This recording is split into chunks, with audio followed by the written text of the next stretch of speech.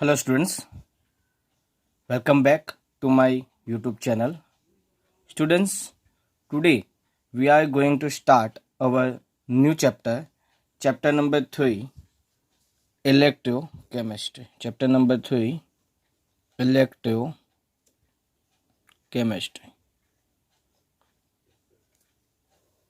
Students, ये chapter में से 8 मार्क्स के क्वेश्चन पूछे जाते हैं. टोटल कंटेंट जो है बोर्ड एग्जाम में कितना है तो 8 मार्क्स का होता है, जिसमें से 4 मार्क्स आपको एमसीक्यू में पूछे जाएंगे.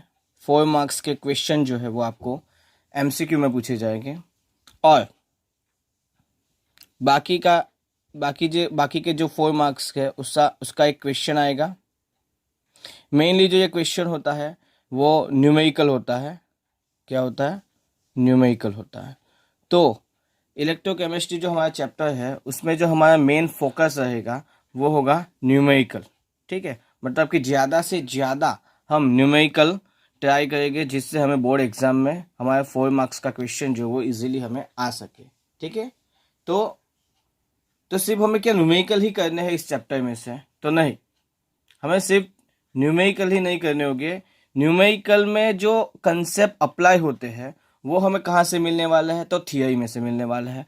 तो सबसे पहले हम चैप्टर में थियरी पढ़ेंगे. थियरी में जो कंसेप्ट हम पढ़ने वाले हैं उन कंसेप्ट को हम न्यूमेरिकल में अप्लाई करेंगे. ठीक है ना?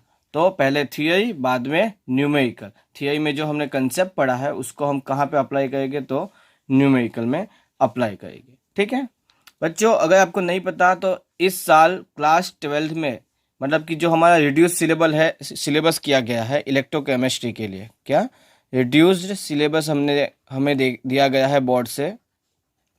तो इस चैप्टर में हमारे पास डिस्कशन करने के लिए 3.2, 3.3 एंड 3.5.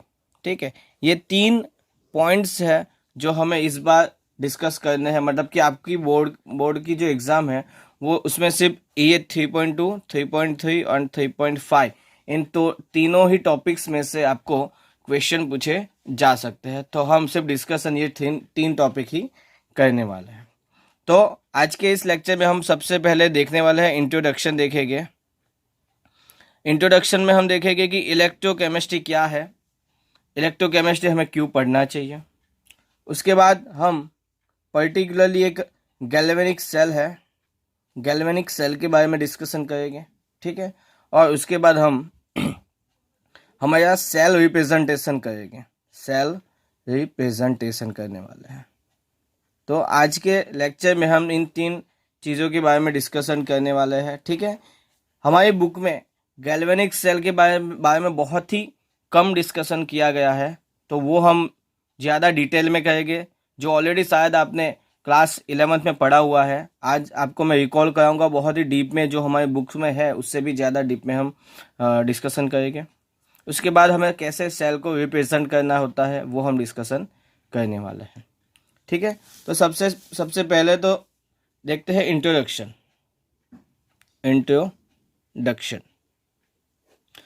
ठीक है ना? तो इलेक्ट्रोकेमिस्ट्री, हमारे चैप्टर का नेम क्या है? इलेक्ट्रोकेमिस्ट्री. तो इलेक्ट्रोकेमिस्ट्री में हमें ये पता है इतना, ये केमिस्ट्री. ठीक है, तो हमें ये पता चल जाता है कि 2 वर्ड्स को मिला के ये एक पूरा चैप्टर का नेम लिखा हुआ है. क्या है वो? तो इलेक्ट्रो और दूसरा क्या है? तो केमिस्ट्री.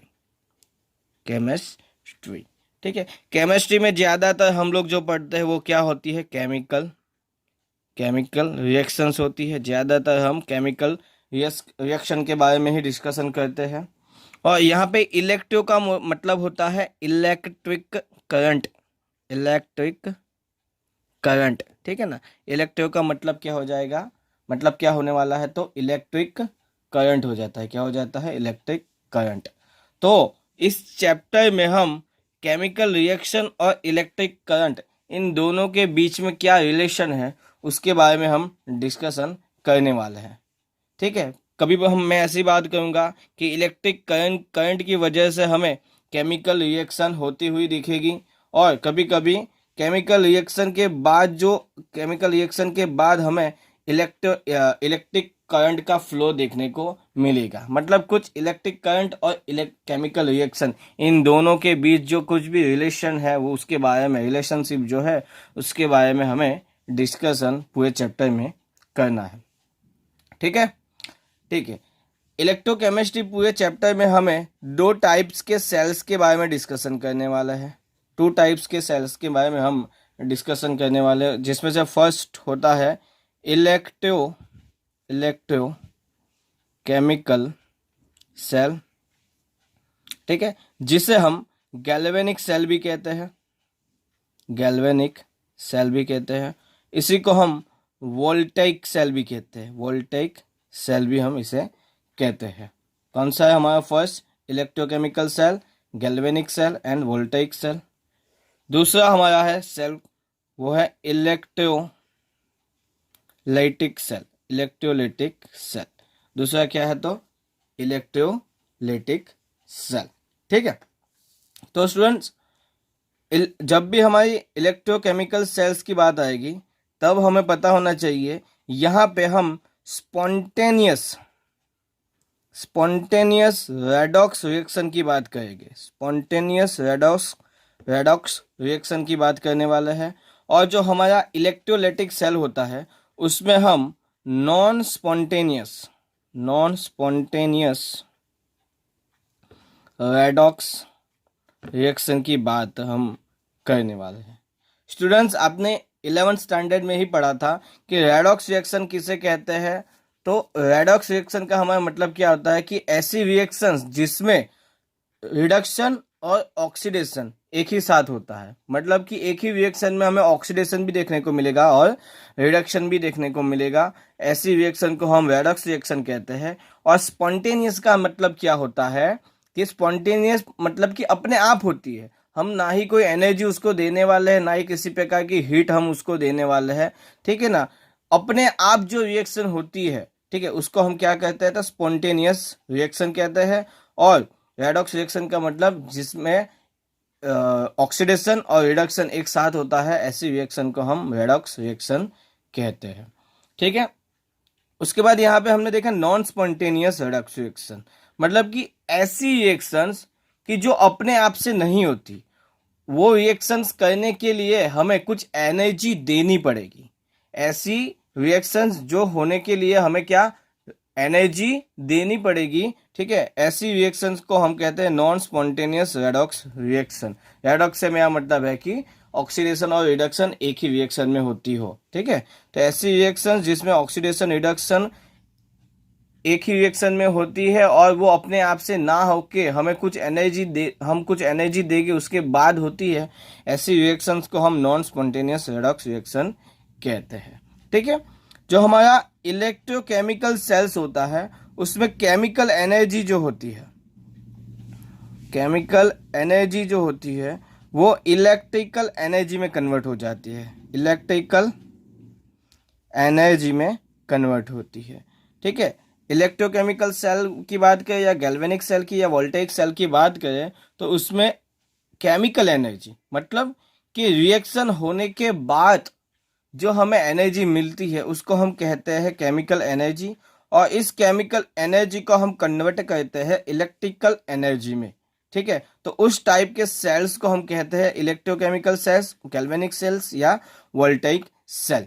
उसी प्रकार से इलेक्ट्रोलाइटिक सेल किसे कहेंगे? तो इलेक्ट्रिकल एनर्जी को हम कन्वर्ट करते हैं केमिकल एनर्जी में, इलेक्ट्रिकल एनर्जी को हम कन्वर्ट करते हैं केमिकल एनर्जी में। तो इस टाइप के सेल को हम कहते हैं इलेक्ट्रोलाइटिक सेल। जिस टाइप के सेल में इलेक्ट्रिकल एनर्जी कन्वर्ट किस में होती है? केमिकल एनर्जी में। तो इस टाइप के सेल्स को हम कहते हैं इलेक्ट्रोलाइटिक सेल कहते हैं। इस टाइप के सेल्स को हम क्या कहते हैं? तो इलेक्ट्रोलाइटिक सेल्स हम कहते हैं। ठीक है, यहाँ तक आपको शायद क्लियर हो गया होगा। वापिस एक बार बता दूं, इलेक्ट्रोकेमिस्ट्री चैप्टर में हमें इलेक्ट्रोकेमिस्ट्री जो है वो दो वर्ड से बना हुआ है, इलेक्ट्रो और केमिस्ट्री। केमिस्ट्री का मतलब होता है केमिकल रिएक्शन और इलेक्ट्रो का मतलब इलेक्ट्रिक करंट। तो पूरे चैप्टर में हम इलेक्ट्रिक करंट और केमिकल रिएक्शन के बीच में कुछ रिलेशनशिप देखने वाले हैं। पूरे चैप्टर में हम दो सेल्स के बारे में डिस्कशन करेंगे, इलेक्ट्रोकेमिकल सेल, गैल्वेनिक सेल या वोल्टेइक सेल। तीनों को हम एक ही तरीके से देखेंगे। इलेक्ट्रोकेमिकल सेल बोले तो समझ जाना है हमें गैल्वेनिक सेल और वोल्टेइक सेल की बात ही होने वाली है। और दूसरा कौन सा सेल है, तो इलेक्ट्रोलिटिक सेल के बारे में हम डिस्कशन करने वाले हैं। जो इलेक्ट्रोकेमिकल सेल्स है उसमें स्पॉन्टेनियस रेडॉक्स रिएक्शन हमें देखने को मिलेगी, मतलब कि ऐसी रेडॉक्स रिएक्शन जो अपने आप से हो जाती है। और इलेक्ट्रोलिटिक सेल में हमें नॉन स्पॉन्टेनियस रेडॉक्स रिएक्शन देखने को मिलेगी, मतलब कि ऐसी रेडॉक्स रिएक्शन जो अपने आप से ना होके कुछ एनर्जी हम उसको देंगे उसके बाद वो स्टार्ट होती है। जो इलेक्ट्रोकेमिकल सेल्स होती है उसमें केमिकल एनर्जी कन्वर्ट होती है इलेक्ट्रिकल एनर्जी में, और इलेक्ट्रोलिटिक सेल में इलेक्ट्रिकल एनर्जी जो होती है वो कन्वर्ट हो जाती है केमिकल एनर्जी में। किस में कन्वर्ट हो जाती है, केमिकल एनर्जी में। ओके, तो अब बात करेंगे, तो ये तो हमने थोड़ी बहुत बात करी थी सेल्स के बारे में। तो एक और क्वेश्चन अभी अभी हमारे दिमाग में आना चाहिए को इलेक्ट्रोकेमिस्ट्री को हमें पढ़ना क्यों चाहिए, why we have to study electrochemistry. तो जो इलेक्ट्रोकेमिस्ट्री में जो इलेक्ट्रोकेमिकल रिएक्शंस होती है, इलेक्ट्रोकेमिकल रिएक्शंस जो होती है वो क्या होती है, लेस पॉल्यूटिंग होती है। मतलब कि इलेक्ट्रोकेमिकल रिएक्शन से जो पॉल्यूशन होता है, ठीक है ना, पॉल्यूशन जो होता है वो कम होता है। इसी वजह से वो बन जाती है इको फ्रेंडली। क्या हो जाती है, इको फ्रेंडली बन जाती है, ठीक है ना। तो लेस पॉल्यूशन कर हमारी जो इलेक्ट्रोकेमिकल रिएक्शन जो होती है उसकी वजह से हमें पॉल्यूशन कम देखने को मिलता है। तो उसकी वजह से वो हमारी जितनी भी इलेक्ट्रोकेमिकल रिएक्शन जो होती है वो क्या हो जाती है, इको फ्रेंडली हो जाती है। और इको फ्रेंडली होने की वजह से ही हम इसके बारे में डिस्कशन यहाँ पे कर रहे हैं, क्योंकि इको फ्रेंडली होने की वजह से जो भी हम न्यू टेक्नोलॉजी डेवलप करेंगे इलेक्ट्रोकेमिस्ट्री रिएक्शन से, इलेक्ट्रोकेमिकल रिएक्शन से, तो वो क्या होगी, इको फ्रेंडली होगी। मतलब कि ज़्यादा पॉल्यूशन नहीं होने वाला, तो वो हमारे एनवायरनमेंट के लिए क्या है, अच्छा होता है। इसी वजह से हमें ज़्यादा से ज़्यादा इलेक्ट्रोकेमिस्ट्री में डेवलपमेंट करना होता है। इसी वजह से हम यहाँ पे इलेक्ट्रोकेमिस्ट्री पढ़ने जा रहे हैं, ठीक है। चलो, तो अब हम डिस्कशन करेंगे, इंट्रोडक्शन हमारा यहाँ पे ख़त्म होता है। अब हम गैल्वेनिक सेल के बारे में डिस्कशन करने वाले हैं। किसके बारे में, तो गैल्वेनिक सेल। चलो, तो देखते हैं गैल्वेनिक सेल में हमें क्या बताया गया है।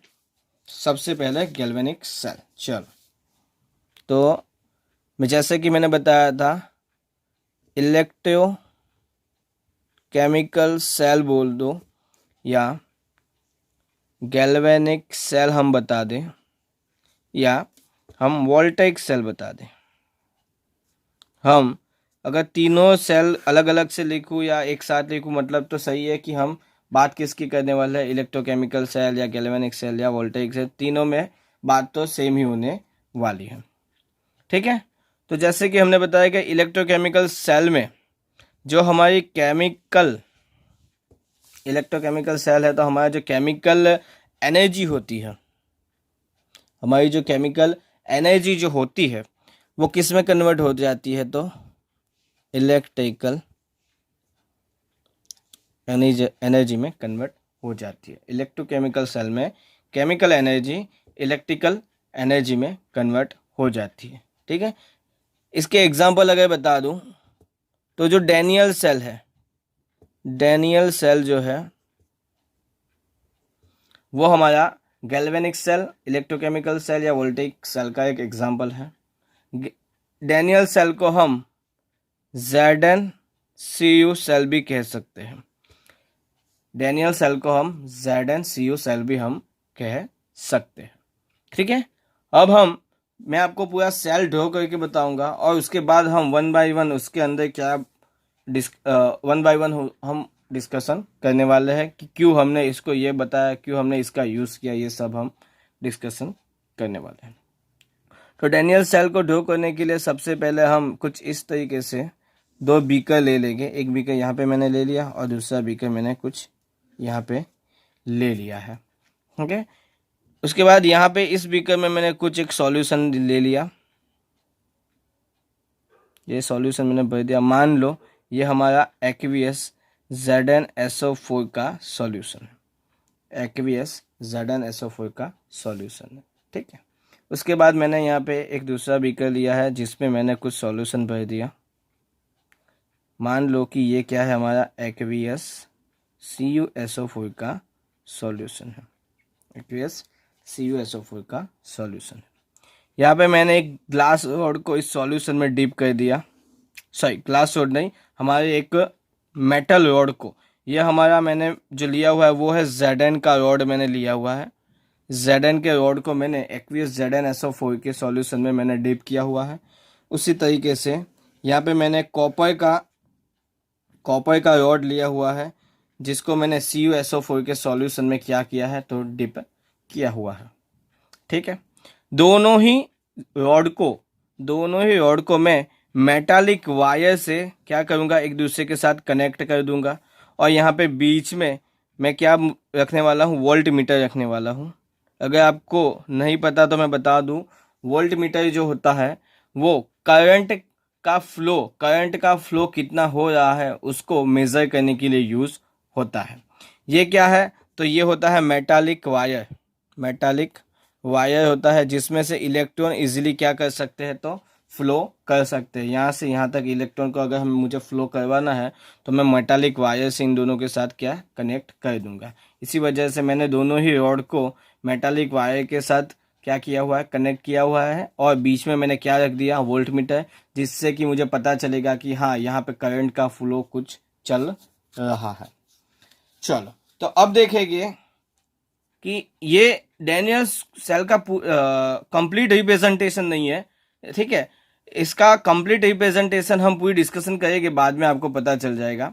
तो सबसे पहले तो देखो, यहाँ पे Zn रॉड को मैंने ZnSO4 मतलब कि जिंक के सॉल्ट वाला सॉल्यूशन जो है उसमें मैंने डिप किया हुआ है।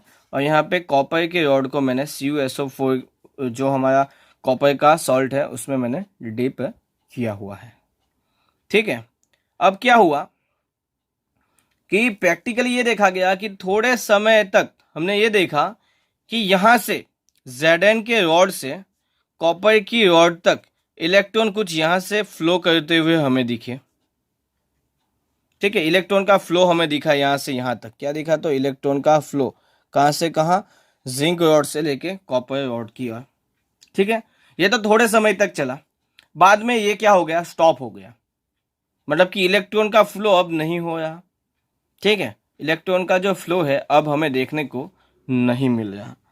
तो पहला तो क्वेश्चन हमारे दिमाग में ये आना चाहिए, क्यों इलेक्ट्रॉन का फ्लो जो था वो Zn रॉड से कॉपर रॉड की ओर हुआ, और थोड़े समय के बाद क्यों जो ये इलेक्ट्रॉन का फ्लो था वो क्या हो गया, स्टॉप हो गया। दो क्वेश्चन हमारे दिमाग में आने चाहिए, क्यों इलेक्ट्रॉन का फ्लो Zn रॉड से कॉपर रॉड की ओर ही गया, और थोड़े समय के बाद, ठीक है, क्यों फ्लो, इलेक्ट्रॉन का जो फ्लो था वो स्टॉप हो गया। तो उसी के बारे में अब हम डिस्कशन करेंगे। तो प्रैक्टिकली ये देखा गया कि यहाँ पे Zn रॉड जो है थोड़े समय के बाद जो ये पूरा दिख रहा था वो यहाँ से कुछ ऐसे ब्रेक होने लगेगा। मतलब कि कुछ ना कुछ यहाँ पे जो ये पोर्शन जो था उसका ब्रेक होके यहाँ पे सॉल्यूशन में हमें देखने को मिलेगा। ठीक है, सॉल्यूशन में हमें देखने को मिलेगा।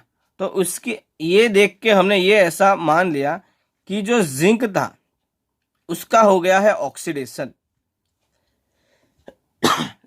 Zn का जो रॉड था उसका हो गया है ऑक्सीडेशन। मतलब कि जिंक ने 2 इलेक्ट्रॉन डोनेट कर दिए और कुछ इस तरीके से उसका हो गया ऑक्सीडेशन। मतलब कि Zn जो सॉलिड था, रॉड जो था वो, उसमें से Zn+2 जो है वो इस सॉल्यूशन में चले गए।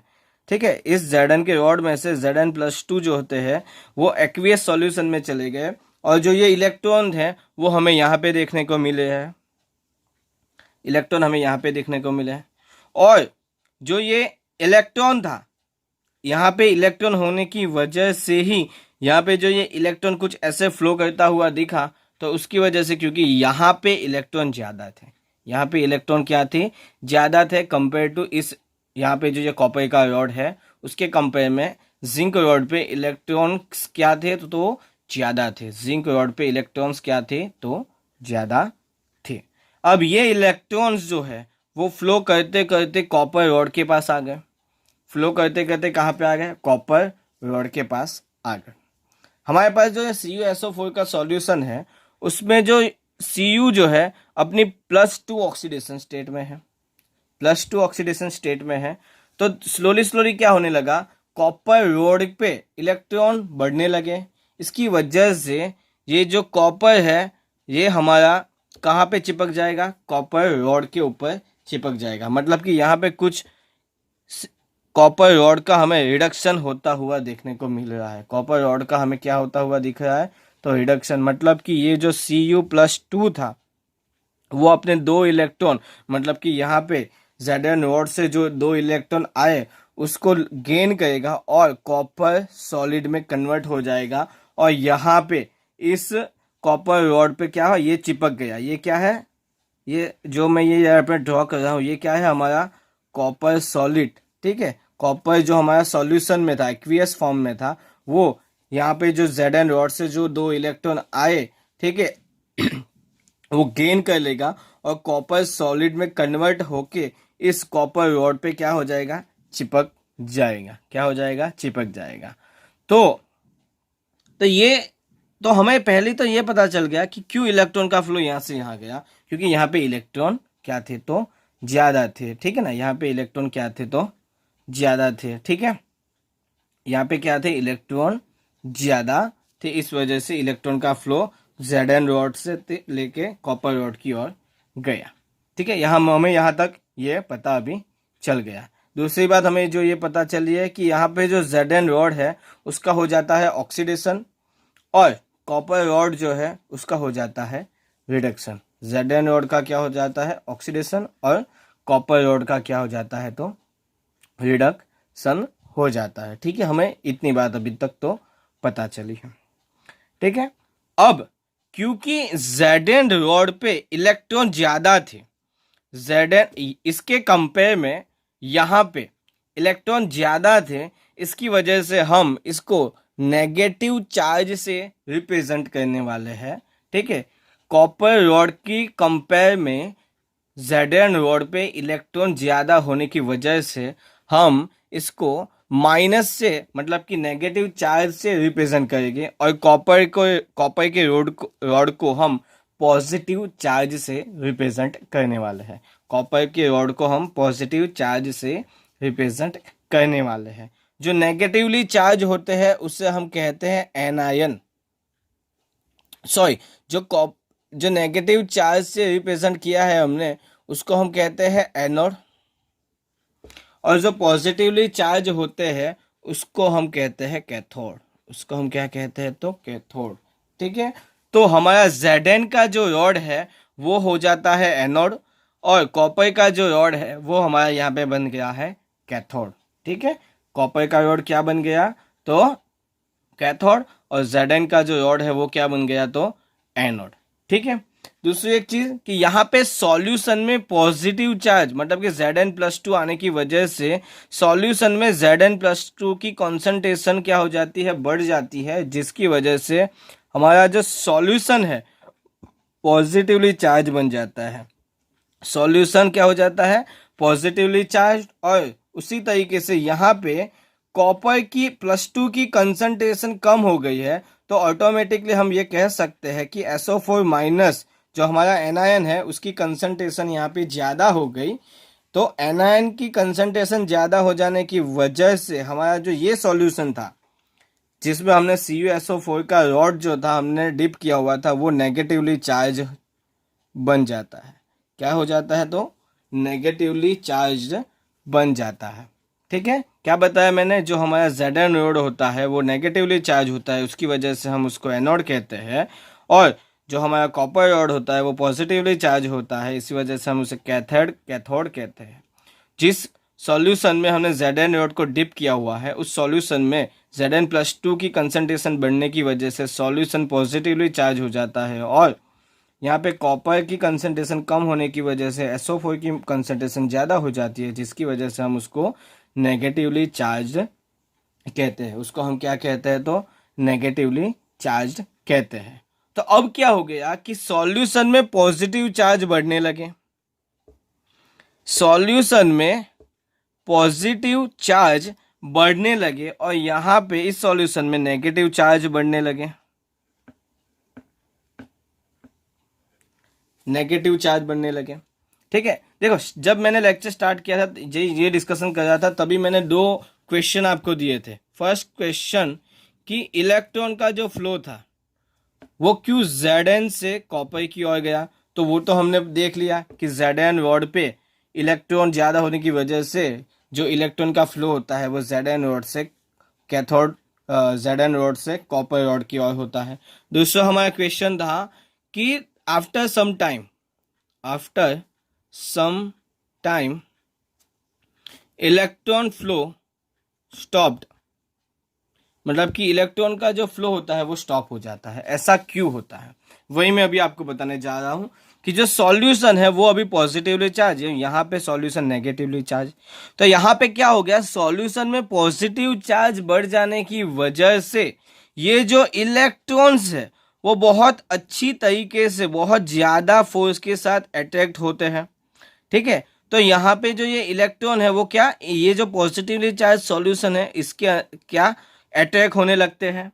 ठीक है, तो अब क्या होगा कि ये जो इलेक्ट्रॉन है वो इलेक्ट्रॉन फ्लो करने के लिए फ्री अवेलेबल होते नहीं है। क्या बताया कि Zn रॉड जो होते हैं, जिस सॉल्यूशन में मैंने डिप किया हुआ है वो सॉल्यूशन बन गया पॉजिटिवली चार्ज, और उस पॉजिटिव चार्ज की वजह से जो ये इलेक्ट्रॉन है वो इजीली फ्लो नहीं कर सकते, क्योंकि ये पॉजिटिव चार्ज इन इलेक्ट्रॉन को अपनी ओर अट्रैक्ट करता है। सॉल्यूशन का पॉजिटिव चार्ज हमारे जो Zn रॉड में इलेक्ट्रॉन थे उसको अपनी ओर खींचता हुआ हमें देखने को मिलता है, जिसकी वजह से जो ये इलेक्ट्रॉन है वो इजीली मूव नहीं कर सकते, इजीली मूव नहीं कर सकते। वैसे ही यहाँ पे नेगेटिवली चार्ज हमारे पास सॉल्यूशन बन गया, ये जो सॉल्यूशन बना वो क्या बन गया, नेगेटिवली चार्ज बन गया। और नेगेटिवली चार्ज बनने की वजह से यहाँ पे जो ये सॉल्यूशन बना हुआ है वो क्या बन गया है हमारा, नेगेटिवली चार्ज। और नेगेटिवली चार्ज बनने की वजह से क्या हो गया कि जो ये इलेक्ट्रॉन आते हैं वो भी नेगेटिवली चार्ज और सॉल्यूशन जो है वो भी नेगेटिवली चार्ज, तो इन दोनों के बीच में हमें रिपल्जन देखने को मिलेगा, रिपल्जन देखते को हमें यहाँ पे मिलने वाला है। तो इस वजह से जो थोड़े समय के बाद जो इलेक्ट्रॉन का फ्लो स्टॉप हो जाता है वो इन दोनों वजह से हमें देखने को मिलता है। क्या थे प्रॉब्लम, क्या हुई हमारे पास प्रॉब्लम क्या आ गई, दो प्रॉब्लम आई कि due to positive charge in Zn rod surrounding of Zn rod, electron is not free for motion, and second था due to negative charge of a solution in surrounding of copper rod, electron repulsion Vc. Therefore electron motion is not possible. Electron motion is not possible. In short, solution के यहाँ पे Zn की rod के surrounding में ये positive charge, जिसकी वजह से ये इलेक्ट्रॉन मोशन मतलब कि फ्लो करने के लिए अवेलेबल नहीं है, और यहाँ पे भी रिपल्जन की वजह से इलेक्ट्रॉन क्या फ्लो नहीं कर सकते। तो ये दोनों ही वजह से थोड़े समय बाद इलेक्ट्रॉन का जो फ्लो होता है वो क्या हो जाता है, स्टॉप हो जाता है। इलेक्ट्रॉन का फ्लो जो है वो क्या हो जाता है, स्टॉप्ड हो जाता है। इलेक्ट्रॉन का फ्लो जो है वो क्या हमें देखने को मिलता है, स्टॉप होता हुआ देखने को मिलता है। तो इसका सॉल्यूशन क्या है, तो इसका सॉल्यूशन है सॉल्ट ब्रिज। इसका सॉल्यूशन क्या है, तो सॉल्ट ब्रिज। अब सॉल्ट ब्रिज क्या है उसके बारे में हम डिस्कशन करते हैं। तो हमारी जो ये प्रॉब्लम आ गई, ठीक है, उसके बारे में हम देखते हैं कि हमारे पास सॉल्ट ब्रिज हमारी प्रॉब्लम का सॉल्यूशन है। तो सॉल्ट ब्रिज होता क्या है, तो सॉल्ट ब्रिज के बारे में बताओ तो it is a U shaped tube which contain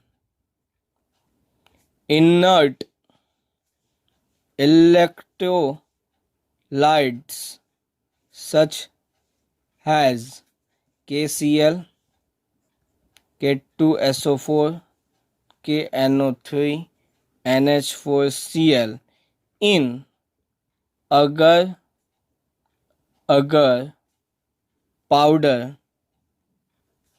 अगर powder in semi solid state. क्या बताया, जो हमारा सॉल्ट ब्रिज होता है वो यू शेप्ड ट्यूब होती है, मतलब कि कुछ इस तरीके से होती है। यू शेप्ड से मतलब मेरा मतलब है कि यहाँ पे हमारे पास ये एक बीकर है, ये हमारा दूसरा बीकर है। इन दोनों ही बीकर में जो हमारा ये सॉल्यूशन जो है, ये जो हमारे दो बीकर थे उनमें जो ये सॉल्यूशन है, इन सॉल्यूशन को हम कुछ इस तरीके की एक यू शेप के साथ क्या करते हैं, कनेक्ट करते हैं। यू शेप के साथ कनेक्ट करते हैं, यू शेप्ड ट्यूब होती है उसके साथ कनेक्ट करते हैं। और ये यू शेप्ड ट्यूब जो है होती है उसमें हमारे पास इनर्ट इलेक्ट्रोलाइट होते हैं। इनर्ट से हमारा मतलब है वो किसी के साथ रिएक्शन नहीं करते, वो ना ही इलेक्ट्रोलाइटिक सेल के मतलब कि ना ही हमारे सेल के साथ रिएक्शन करेंगे, ना ही यहाँ पे जो हमने सॉल्यूशन लिया हुआ है उसके साथ रिएक्शन नहीं करने वाला है। और अगर पाउडर इन सेमी सॉलिड, मतलब कि ये पाउडर की वजह से जो आयंस जो होते हैं हमारे जो इनर्ट इलेक्ट्रोलाइट्स में जो आयंस होते हैं वो इजीली क्या कर सकते हैं, तो मूवमेंट कर सकते हैं, इजीली मूवमेंट कर सकते हैं। ठीक है, इजीली क्या कर सकते हैं, तो मूवमेंट कर सकते हैं। तो सॉल्ट ब्रिज के बारे में अब आपको पता चल गया होगा कि एक यू शेप्ड ट्यूब होती है कुछ इस तरीके की, जिसमें इनर्ट इलेक्ट्रोलाइट होते हैं, मतलब कि ये जो यहाँ पे आपको जगह देख रही है उसमें इनर्ट इलेक्ट्रोलाइट होके, जिसमें KCl, K2SO4, KNO3, NH4Cl हमने लिए हुए हैं। अगर पाउडर मतलब कि अगर powder in semi solid state, मतलब कि इसमें जो ये इलेक्ट्रोलाइट होते हैं वो सेमी सॉलिड स्टेट में होते हैं, और उनके साथ क्या होता है, अगर पाउडर, और इस अगर पाउडर की वजह से इलेक्ट्रोलाइट्स के जो आयंस होते हैं वो इजीली क्या कर सकते हैं, तो मूवमेंट कर सकते हैं। क्या कर सकते हैं, मूवमेंट कर सकते हैं। तो अभी देखो कि हमने यहाँ पे क्या डिस्कशन किया कि हमारा जो सॉल्यूशन था वो पॉजिटिवली चार्ज बन गया, और ये सॉल्यूशन जो था वो नेगेटिवली चार्ज बन गया, और उसकी वजह से इलेक्ट्रॉन का जो फ्लो था वो क्या हो गया, स्टॉप्ड हो गया। तो ये इलेक्ट्रॉन के फ्लो को हमें स्टॉप नहीं करना, इसकी वजह से अब हमने इन दोनों ही सॉल्यूशन को कुछ इस तरीके से एक यू शेप्ड ट्यूब में क्या किया, कर दिया है, मतलब कि कनेक्ट कर दिया। दोनों ही सॉल्यूशन को हमने क्या कर दिया, ऐसी एक यू शेप्ड वाली ट्यूब के साथ हमने क्या कर दिया है, तो कनेक्ट कर दिया। और यहाँ पे हमने क्या ले लिया है, तो इस यू ट्यूब में हमने क्या ले लिया है, तो इनर्ट इलेक्ट्रोलाइट हमने ले लिया है। कौन से इनर्ट इलेक्ट्रोलाइट, तो KCl, K2SO4, KNO3 और NH4Cl हमने ले लिया है। मान लो कि यहाँ पे मैंने ले लिया है Cl, मतलब कि यहाँ पे इसके अंदर जो मैंने अभी के लिए जो भरा हुआ है वो क्या है, तो ये है हमारा KCl, मतलब कि हमने जो इनर्ट इलेक्ट्रोलाइट इस केस में जो लिया हुआ है वो क्या है, KCl। क्या है, तो KCl। अब होगा क्या कि ये पॉजिटिव चार्ज होने की वजह से, मैंने पहले ही बताया कि KCl जो है वो इनर्ट इलेक्ट्रोलाइट है, मतलब कि वो सॉल्यूशन में के साथ भी रिएक्शन नहीं करेगा और Zn के रॉड के साथ भी रिएक्शन नहीं करने वाला। ठीक है, वो ना ही Zn के रॉड के साथ रिएक्शन करेगा, ना ही सॉल्यूशन के साथ रिएक्शन करने वाला है। पर वो क्या करेगा, तो वो यूज क्यों हुआ है, वो यूज होता है to neutralize the solution. Neutralize the solution. हमारा जो यहाँ पे ये सॉल्यूशन पॉजिटिव चार्ज हो गया था उसको न्यूट्रलाइज करने के लिए, ठीक है, वैसे ही यहाँ पे जो ये नेगेटिवली चार्ज हो गया था उसको न्यूट्रलाइज करने के लिए हमने यहाँ पे ये सॉल्ट ब्रिज रखा हुआ है। सॉल्ट ब्रिज में हमने इनर्ट इलेक्ट्रोलाइट लिया हुआ है, यहाँ पे हमने KCl लिया हुआ है। अब हम उसको न्यूट्रलाइज कैसे करेंगे? तो KCl में K जो होता है वो पॉजिटिवली चार्ज होता है और Cl जो होता है वो नेगेटिवली चार्ज होता है, और जो ये Cl होता है वो Cl हमें ZnSO4 वाले सॉल्यूशन में जाता हुआ देखने को मिलेगा। जो हमारा Cl है, Cl जो है वो पॉजिटिवली चार्ज सॉल्यूशन है उसमें जाता हुआ देखने को मिलेगा, और K प्लस जो है जो पॉजिटिवली मतलब कि एक कैटायन है वो हमारा नेगेटिवली चार्ज जो हमारा सॉल्यूशन हमें यहाँ पे देखने को मिल रहा है उसमें जाते हुआ देखने को मिलेगा। तो यहाँ पे क्या हो जाता है, नेगेटिव चार्ज सॉल्यूशन में पॉजिटिवली चार्ज कैटायन आने की वजह से न्यूट्रलाइजेशन होता हुआ देखने को मिल रहा है इस सॉल्यूशन में। वैसे ही पॉजिटिवली चार्ज सॉल्यूशन में नेगेटिवली चार्ज एनायन आता हुआ हमें देखने को मिल रहा है, जिसकी वजह से ये सॉल्यूशन कुछ न्यूट्रलाइज होते हुए हमें देखने को मिल रहा है, ठीक है ना। तो वो एक बार हमारे दोनों ही सॉल्यूशन न्यूट्रलाइज हो जाए तो हमारा जो यहाँ पे Zn रॉड पे जो इलेक्ट्रॉन्स थे, अगर ये सॉल्यूशन न्यूट्रलाइज हो जाते हैं तो ये मूवमेंट के लिए क्या हो जाते हैं, फ्री हो जाते हैं। मूवमेंट के लिए क्या हो जाते हैं, तो फ्री हो जाते हैं। तो हमें यहाँ पे जो हमने सॉल्ट ब्रिज यूज किया उसका हमें दो यूज देखने को मिल रहा है। एक तो जो हमारे सॉल्यूशन था उसको न्यूट्रलाइज करने के लिए, और टू कंप्लीट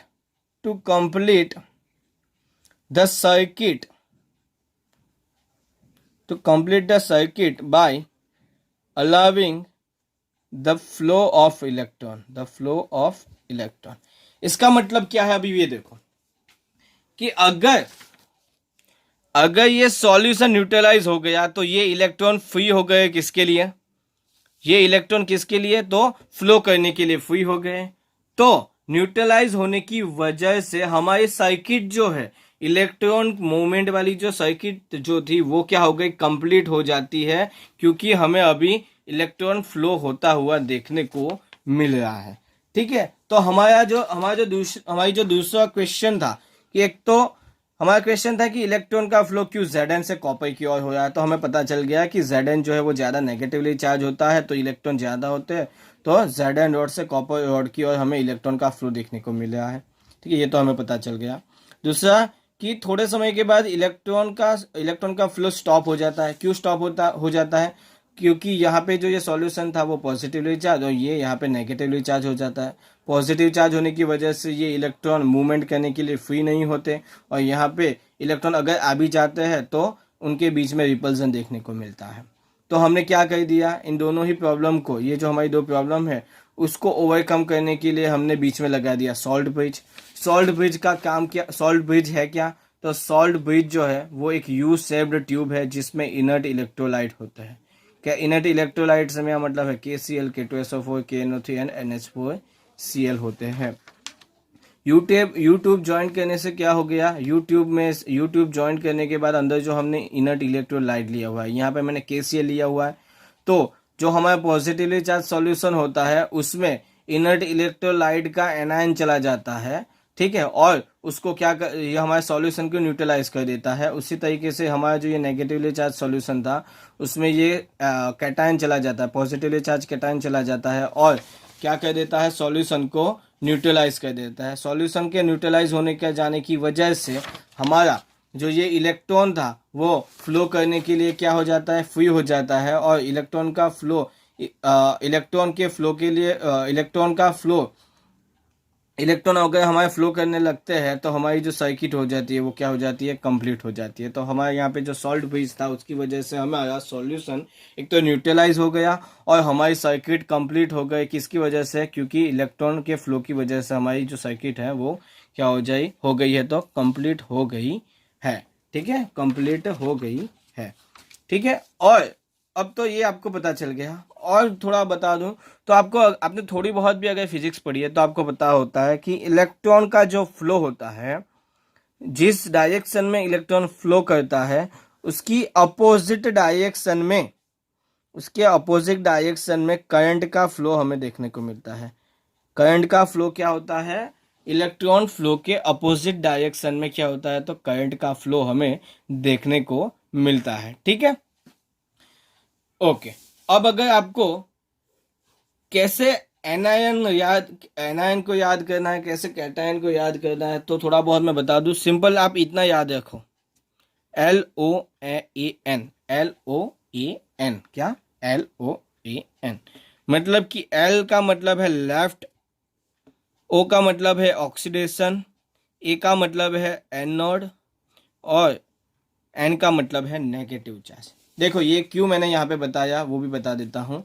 मैंने क्या बताया कि यहाँ पे Zn रो पे होता है ऑक्सीडेशन, ठीक है, Zn रो पे होता है ऑक्सीडेशन, और वो हमारी डायग्राम में लेफ्ट हैंड साइड पे है, और लेफ्ट हैंड साइड पे है, और वो नेगेटिवली चार्ज है, और नेगेटिवली चार्ज है, और वो क्या है, उसको हमने क्या बोला है, तो एनोड बोला है।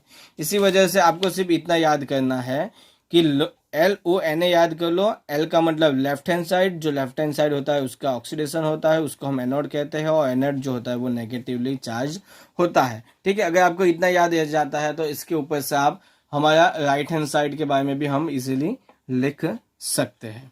तो मेरे ख्याल से अब तक आपको पता चल गया होगा कि कैसे गैल्वेनिक सेल को हम कैसे रिप्रेजेंट करते हैं, क्यों Zn को रॉड को हमने नेगेटिवली चार्ज बोला है, क्यों कॉपर के रॉड को हमने पॉजिटिवली चार्ज बोला है, यहाँ पे हमने जो सॉल्ट ब्रिज हमने यूज़ किया है वो क्यों यूज़ किया है। ठीक है, वोल्ट मीटर हमने इलेक्ट्रॉन के फ्लो को, इलेक्ट्रॉन का फ्लो कितना हो रहा है वो देखने के लिए हमने लगाया हुआ है। ठीक है, अब हम जो हमने जो ये सेल देखा, ठीक है ना, ये जो हमने डैनियल सेल देखा, उस सेल के रिप्रेजेंटेशन के बारे में हम कुछ डिस्कशन करेंगे। ठीक है ना, अब हम क्या करेंगे, तो सेल को कैसे रिप्रेजेंट करना है, सेल रिप्रेजेंटेशन। ठीक है, अगर आपको कुछ इस तरीके से देखने को मिले कि मेटल मेटल प्लस एन में कन्वर्ट हो जाता है, ठीक है, कुछ इस तरीके से देखने को मिले, मतलब कि ये कुछ यहाँ पे ये जो हमारा है वो क्या है, ऑक्सीडेशन हाफ सेल होता है, ऑक्सीडेशन हाफ सेल होता है। हाफ सेल से मेरा मतलब है कि ये जो हमारा पूरा सेल है उसका हाफ हाफ पोर्शन ये होता है, और उसका दूसरा हाफ पोर्शन ये होता है। ठीक है, उसमें से जिसमें भी मेटल प्लस एन स्टेट में चला जाता है उसको हम ऑक्सीडेशन हाफ सेल कहते हैं, और metal plus n aqueous state से मेटल जीरो में आ जाता है, मतलब कि जीरो ऑक्सीडेशन स्टेट में आ जाता है, उसको हम कहते हैं reduction half cell, reduction half cell कहते हैं, रिडक्शन हाफ सेल कहते हैं। हमने जो यहाँ पे सेल देखा उसमें हम Zn को Zn+2 में कन्वर्ट होते हुए देखा है, तो इसको हम कहते हैं ऑक्सीडेशन हाफ सेल, और जो हमारा ये है कॉपर+2 वो कॉपर में कन्वर्ट हो जाता है, तो इसको हम कहते हैं reduction half cell, reduction half cell, मतलब कि जो ये है वो हमारा ऑक्सीडेशन हाफ सेल है, और यहाँ पे जो ये सेल है वो क्या है हमारा, मतलब ये जो हाफ सेल है वो क्या है हमारा रिडक्शन हाफ सेल है, और ये हमारा क्या है ऑक्सीडेशन हाफ सेल। इसको हम एनोड हाफ सेल भी कह सकते हैं, और इसको हम कैथोड हाफ सेल भी कह सकते हैं। इस ये लेफ्ट हैंड साइड है, इस वजह से हम इसको लेफ्ट हाफ सेल भी कह सकते हैं, और ये राइट हैंड साइड है, इसकी वजह से हम इस हाफ सेल को राइट हाफ सेल भी कह सकते हैं। ठीक है, इसको हम नेगेटिवली चार्ज ये है, इसी वजह से इसको हम नेगेटिव हाफ सेल भी, और इसको हम पॉजिटिव हाफ सेल भी हम कह सकते हैं। ठीक है, तो अगर हमें ऑक्सीडेशन हाफ सेल के बारे में सेल की रिएक्शन हमें दिखनी है तो हम कुछ इस तरीके से लिखेंगे कि ऑक्सीडेशन हाफ सेल मतलब कि Zn अपने 2 इलेक्ट्रॉन लूज करके Zn+2 में कन्वर्ट हो जाता है। ठीक है, और रिडक्शन हाफ सेल की अगर रिएक्शन हमें लिखनी है इसके ऊपर से तो हम क्या लिखेंगे, CO+2 जो है वो 2 इलेक्ट्रॉन गेन करेंगे और Cu में कन्वर्ट हो जाएगी। ठीक है, Cu में कन्वर्ट हो जाएगी। तो अभी जो हमने ये जो पूरा सेल देखा उसकी ये पूरे सेल का रिप्रेजेंटेशन हमें करना है, तो हम कुछ इस तरीके से करेंगे कि सेल मतलब कि सेल की पूरी रिएक्शन हमें लिखनी है। तो हमने जो यहाँ पे 2 इलेक्ट्रॉन और 2 इलेक्ट्रॉन है वो उसको हमने कैंसिल आउट कर दिया, और ये जो एरो है इसके यहाँ लेफ्ट हैंड साइड पे जो है उसको हम कुछ इस तरीके से लिखेंगे Zn प्लस कॉपर प्लस 2, ये बीच में एरो कर दिया, और दोनों ही केस में जो एरो के राइट हैंड साइड है इसको ही हम यहाँ पे लिख देंगे Zn plus 2 and copper, Zn plus 2 और कॉपर। ठीक है, तो ये जो हमने लिखा है वो क्या है, हमारा हमने जो सेल है, हमारा जो सेल था उसकी कंप्लीट रिएक्शन है, वो क्या है, कंप्लीट रिएक्शन है, सेल की कंप्लीट रिएक्शन है। तो अगर हमें वापस इसको पूरे सेल का शॉर्ट में कुछ इस तरीके से रिप्रेजेंटेशन करना है, वो कैसे करना है तो वो देख लेते हैं। तो पूरे सेल को हमें शॉर्ट में रिप्रेजेंट करना है, तो जो हमारा ऑक्सीडेशन हाफ सेल होता है उसको हमें लेफ्ट हैंड साइड लिखना है, और हमारा रिडक्शन हाफ सेल जो होता है उसको हमें राइट हैंड साइड लिखना है, और दोनों के बीच में ये 2 लाइन खड़ी कर देती हैं। इसका मतलब क्या है, तो ये हमारा सॉल्ट ब्रिज है, ये हमारा क्या है, तो सॉल्ट ब्रिज को रिप्रेजेंट करता है, ये हमारा क्या करता है, तो सॉल्ट ब्रिज को रिप्रेजेंट करता है। तो ऑक्सीडेशन हाफ सेल को हमें लिखना है, तो जो ये पोर्शन था हमारा Zn प्लस 2 वाला वो हम यहाँ लिख देंगे Zn प्लस 2। अगर हमें कंसंट्रेशन यहाँ पे अगर आपको कुछ लिखा हुआ मिले तो ये क्या है, मोलर कंसंट्रेशन होती है। ठीक है, ये क्या होती है, मोलर कंसंट्रेशन होती है। ठीक है, अगर आपको यहाँ पे कुछ C1 ऐसा मतलब कि 0.1 0.2 ऐसा देखने को मिला, मतलब कि एक्वियस फॉर्म में Zn प्लस 2 की कंसंट्रेशन है, और यहाँ पे अगर आपको C2 ऐसा कुछ मिले तो मतलब कि क्योंकि एक्वियस सॉल्यूशन में, ठीक है, एक्वियस सॉल्यूशन में। ठीक है, तो उसके बाद ये यहाँ पे Zn प्लस 2 ये मैंने सॉल्ट ब्रिज लिख दिया है, और राइट हैंड साइड क्या है, तो ये राइट हैंड साइड है, राइट हाफ सेल का रिएक्शन की कैसे लिखनी है, तो यहाँ पे Cu प्लस 2 एंड Cu। ठीक है, तो ये हमारा क्या है, हमने जो पूरा सेल यहाँ पे ड्रॉ किया था, ये हमारा जो ये पूरा सेल था उसको हमें शॉर्ट में रिप्रेजेंट करना है, तो हम कुछ इस तरीके से करेंगे। ठीक है, कुछ इस तरीके से हम पूरे सेल को रिप्रेजेंट करेंगे, और इस रिएक्शन ये जो हमने रिप्रेजेंट किया है उससे अगर हमें ये रिएक्शन लिखनी है तो भी हम लिख सकते हैं, क्योंकि हमने यहाँ पे क्या लिखा हुआ है, ये ऑक्सीडेशन हाफ सेल, तो उसकी रिएक्शन हमें पता है कि Zn प्लस 2 मतलब Zn 2 इलेक्ट्रॉन लूज करके Zn प्लस 2 में कन्वर्ट हो गया, और यहाँ पे कॉपर 2 इलेक्ट्रॉन गेन करके कॉपर में कन्वर्ट यहाँ पे हो गया है। ठीक है, ये यहाँ पे हमने बीच में जो ये लिखा हुआ है वो क्या है, तो ब्रिज है, क्या है, तो हमारा सॉल्ट ब्रिज से हमने इसको रिप्रेजेंट किया हुआ है। ठीक है, तो आगे तो ये हमें थोड़ा बहुत हमें पता क्या चला है कि हम कैसे हमारे oxidation half cell, reduction half cell और पूरे सेल का रिप्रेजेंटेशन हम कर सकते हैं। तो अब हम देखेंगे कि हमें पूरे सेल की एक रिएक्शन लिखनी है, पूरे सेल की हमें क्या लिखनी है, तो रिएक्शन लिखनी है। हमें शॉर्ट में सेल का रिप्रेजेंटेशन दे दिया है कि यहाँ पे आपके पास निकल है, निकल प्लस 2 में कन्वर्ट होता है, जहाँ पे एक्वियस फॉर्म में उसकी कंसंट्रेशन है 1 मोलर।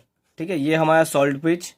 ठीक है, Ag प्लस 1 मोलर, और ये यहाँ पे Ag मतलब कि Ag प्लस Ag में कन्वर्ट होता है। तो मैंने जैसे ही बताया था, ये हमारा है लेफ्ट हैंड साइड, ये है हमारा राइट हैंड साइड। ठीक है, लेफ्ट हैंड साइड जो होता है उसको हमने क्या बताया, ऑक्सीडेशन हाफ सेल, और राइट हैंड साइड जो होता है वो हमने रिएक्शन हाफ सेल, मतलब कि पूरी सेल को शॉर्ट में रिप्रेजेंट करना है, तो हर वक्त हम ऑक्सीडेशन हाफ सेल को लेफ्ट हैंड साइड और रिडक्शन हाफ सेल को राइट हैंड साइड में रिप्रेजेंट करने वाले हैं। तो हम पहले लिखेंगे ऑक्सीडेशन हाफ सेल। यहाँ से ये कैसे कन्वर्ट होता है वो हमें पता चल गया कि निकल जो है वो अपने 2 इलेक्ट्रॉन लूज करके निकल प्लस 2 में कन्वर्ट हो जाएगा। ठीक है, और ये 2 इलेक्ट्रॉन कहाँ पे चले जाते हैं, Ag प्लस मतलब कि सिल्वर का जो रॉड होता है वहाँ पे चले जाते हैं। ठीक है, तो यहाँ पे चलो ठीक है, यहाँ पे ये 2 इलेक्ट्रॉन जाते हैं, पर अगर हमें ये सिर्फ रिप्रेजेंट करना है तो हम Ag प्लस को 1 इलेक्ट्रॉन गेन करता हुआ दिखाएंगे और वो Ag में कन्वर्ट हो जाता है।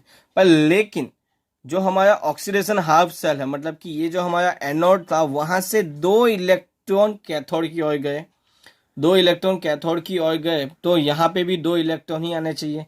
इसी वजह से पूरी जो हमारी रिडक्शन हाफ सेल की जो रिएक्शन है उसको हम दो से क्या कर देंगे, मल्टीप्लाई कर देंगे। तो यहाँ पे 2Ag प्लस हो गया, यहाँ पे 2 इलेक्ट्रॉन हो गया और यहाँ पे 2Ag आ गया। ठीक है, 2Ag आ गया है। तो अगर हम अभी हमें अगर पूरे सेल की रिएक्शन हमें लिखनी है तो ये दो इलेक्ट्रॉन गए, दो इलेक्ट्रॉन गए।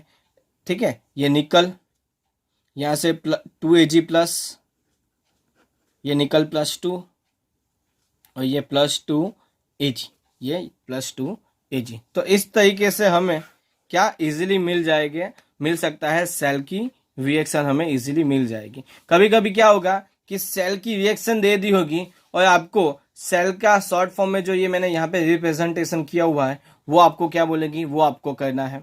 या तो सेल का रिप्रेजेंटेशन दे दिया होगा और आपको बोलेगी कि उसकी ऑक्सीडेशन हाफ सेल लिखो और रिडक्शन हाफ सेल लिखो, तो ये आपको आनी चाहिए। ठीक है, एक लास्ट और करवा देता हूँ, लास्ट का एक और करवा देता हूँ। तो यहाँ पे हमारे पास कॉपर है, कॉपर जो +3 में है। ठीक है, यहाँ पे मैंने सॉल्ट ब्रिज दिखाया, ये यहाँ पे ये Pb+2 है, ये है हमारा Pb है, ये क्या है तो हमारा Pb है। तो यहाँ पे ऑक्सीडेशन हाफ सेल क्या होगी, कॉपर अपने 3 इलेक्ट्रॉन लूज करके कॉपर +3 में चला जाएगा, ये 3 इलेक्ट्रॉन लूज करके कॉपर +3 में आ गया। रिडक्शन हाफ सेल क्या होगी, तो Pb+2 2 इलेक्ट्रॉन गेन करके Pb में कन्वर्ट हो जाएगा। ठीक है, Pb में कन्वर्ट हो जाएगा। पर लेकिन यहाँ पे तो एनोड से कैथोड, ये हमारा एनोड होता है और ये हमारा कैथोड होता है। ठीक है, तो एनोड से कैथोड की ओर तो कितने इलेक्ट्रॉन आए, 3 इलेक्ट्रॉन आए, पर यहाँ पे तो 2 ही दिख रहे हैं। तो हमें क्या करना है, दोनों ही हाफ सेल में इलेक्ट्रॉन सेम दिखाने हैं। तो मैं क्या करूँगा, यहाँ पे पूरी रिएक्शन को 2 से और यहाँ पे पूरी रिएक्शन को 3 से मैं क्या कर दूंगा, मल्टीप्लाई कर दूंगा। तो यहाँ पे 2 chromium 2 Ci+3 6 electron, 3 Pb+2 6 electron और 3 Pb, ये 6 इलेक्ट्रॉन चले गए। तो यहाँ पे हमें सेल की रिएक्शन मिल जाएगी क्या, Pb+2 कॉपर प्लस 3 Pb+2, यहाँ पे 2 कॉपर +3 एंड 3 Pb। ये हमें क्या मिल गई, ये सेल की जो हमने यहाँ पे सेल रिप्रेजेंट किया था शॉर्ट फॉर्म में, उसकी सेल रिएक्शन हमें मिल गई है। ठीक है, तो आई होप कि आपको अच्छे से पता चल गया होगा कि कैसे डेनियल सेल क्या है, डेनियल सेल का रिप्रेजेंटेशन कैसे करना है, सॉल्ट ब्रिज का हम क्यों यूज़ करते हैं, क्यों हम इलेक्ट्रॉन का फ्लो एनोड से कैथोड की ओर ही होता है। ठीक है, क्यों Zn के रॉड को हमने एनोड बोला, क्यों कॉपर के रॉड को हमने कैथोड बोला। बाद में हमें अगर सेल को शॉर्ट फॉर्म में रिप्रेजेंट करना है तो कुछ इस तरीके से हम रिप्रेजेंट कर सकते हैं। सेल का रिप्रेजेंटेशन करते हैं तब oxidation half cell left hand side लिखते हैं और राइट हैंड साइड हम क्या लिखते हैं, तो रिडक्शन हाफ सेल लिखते हैं। दोनों को हम सॉल्ट ब्रिज, जो मैंने ये 2 लाइन ड्रॉ की हुई है उसको हम क्या कहते हैं, तो सॉल्ट ब्रिज। ठीक है, ऑक्सीडेशन हाफ सेल अगर हम कुछ इस तरीके से लिखते हैं, रिडक्शन हाफ सेल जो हम यहाँ पे दिखते हैं, दोनों ही और इलेक्ट्रॉन का फ्लो हमें सेम बताना है। इसी वजह से हमें दोनों को क्या करने हैं, सेम करने होते हैं। तो कुछ ना कुछ मल्टीप्लाई करके हम सेम क्या करेंगे, दोनों ऑक्सीडेशन हाफ सेल और रिडक्शन हाफ सेल में दोनों ही इलेक्ट्रॉन को क्या करेंगे, सेम नंबर ऑफ इलेक्ट्रॉन बताएंगे और दोनों को क्या कैंसिल आउट करेंगे। और हमें कुछ इस तरीके से सेल में जो हमारा जो सेल है उसमें जो रिएक्शन होती है वो हम कुछ इस तरीके से दिखा सकते हैं। ठीक है, यहाँ पे ये जो दिखाया हुआ है वो इस रिएक्शन का शॉर्ट फॉर्म है, मतलब कि निकल +2 में कन्वर्ट हो गया। तो मैंने ये दिखाया कि यहाँ पे निकल जो है 0 ऑक्सीडेशन स्टेट से +2 में चला गया है, मतलब कि ऑक्सीडेशन स्टेट क्या हो गई, बढ़ गई। ठीक है ना, तो वहाँ पे क्या, ये ऑक्सीडेशन हाफ सेल में मैंने दिखा दिया। वैसे ये Ag+ से Ag में तो मैंने यहाँ पे दिखाया हुआ है और दोनों को मैंने क्या कह दिया, सॉल्ट ब्रिज से मैंने क्या किया है, तो सेपरेट कर दिया है। तो आई होप कि आपको पता चल गया होगा। अगर आपको कुछ नहीं पता चला हो तो कमेंट करके मुझे बताओ। ठीक है, और इसकी नोट्स जो है वो मैं आपको भेज दूंगा। Okay, thank you.